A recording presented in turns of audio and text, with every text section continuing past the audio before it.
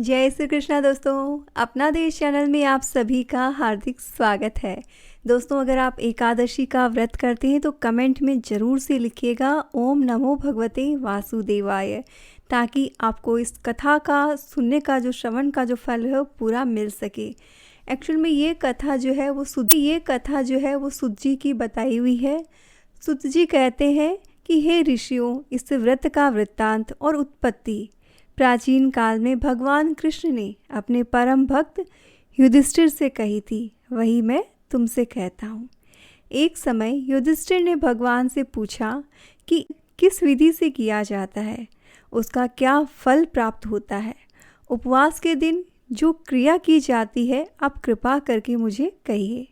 ये वचन सुनकर श्री कृष्ण कहने लगे, हे युधिष्ठिर, मैं तुमसे एकादशी व्रत के महात्म्य कहता हूँ, ध्यान से सुनो। सर्वप्रथम हेमंत ऋतु में मार्गशीर्ष कृष्ण एकादशी से इस व्रत को प्रारंभ किया जाता है। दशमी को शाम के समय भोजन के बाद अच्छी प्रकार से दातुन करें ताकि अन्न का कोई भी अंश मुंह में न रह पाए। रात्रि को भोजन कदापि न करें और न अधिक बोले। एकादशी के दिन प्रातः 4 बजे उठकर सबसे पहले व्रत का संकल्प करें। इसके पश्चात शौच आदि से निवृत्त होकर शुद्ध जल से स्नान करें। व्रत करने वाला चोर, पाखंडी, परस्त्रीगामी, निंदक, मिथ्याभाषी तथा किसी भी प्रकार के पापी से बात ना करे।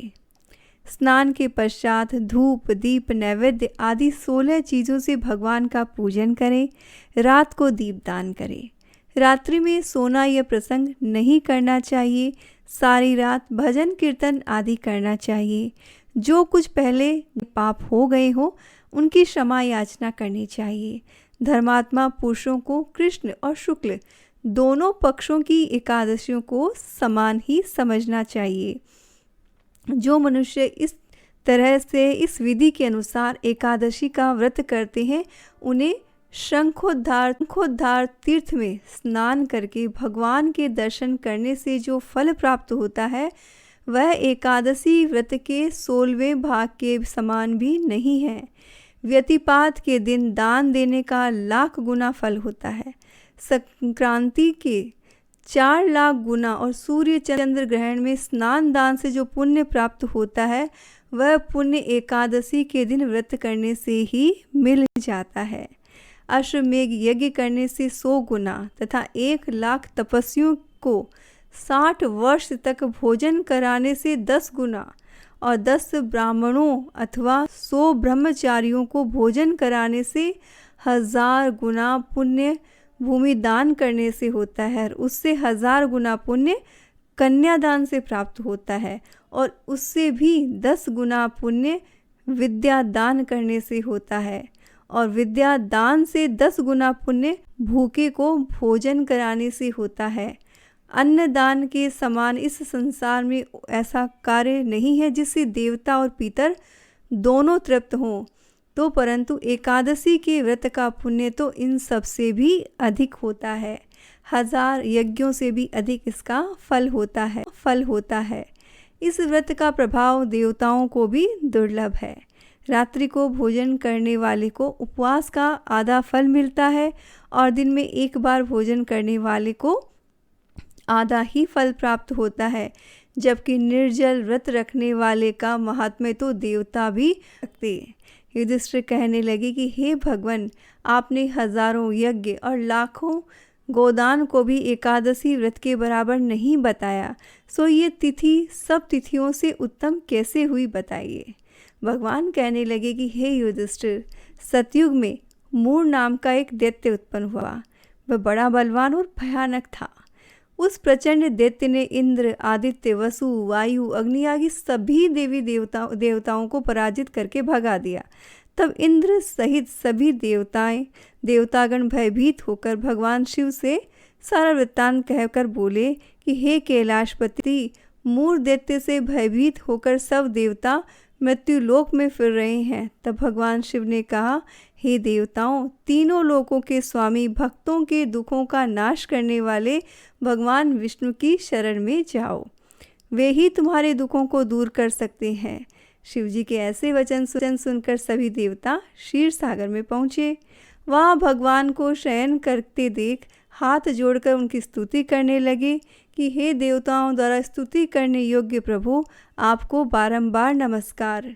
देवताओं की रक्षा करने वाले मधुसूदन, आपको नमस्कार। आप हमारी रक्षा करें। दैत्यों से भयभीत होकर हम सब आपकी शरण में आए हैं। आप इस संसार के कर्ता, माता पिता, उत्पत्ति और पालन करता और संहार करने वाले हैं। सबको शांति प्रदान करने वाले हैं। आकाश पाताल भी आप ही हैं। सबके पितामह ब्रह्म, सूर्य, सामग्री, होम, आहुति, मंत्र, तंत्र, जप, यजमान, यज्ञ, कर्म, कर्ता, भोक्ता भी आप ही हैं। आप सर्वव्यापी हैं।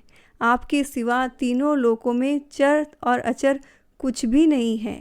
हे भगवान, दैत्यों ने हमको जीतकर स्वर्ग से भ्रष्ट कर दिया है और हम सब देवता इधर उधर भागे भागे फिर रहे हैं। आप उन दैत्यों से हम सबकी रक्षा करें। इंद्र के ऐसे वचन सुनकर भगवान विष्णु कहने लगे कि हे इंद्र, ऐसा मायावी दैत्य कौन है जिसने सब देवताओं को जीत लिया है? उसका नाम क्या है?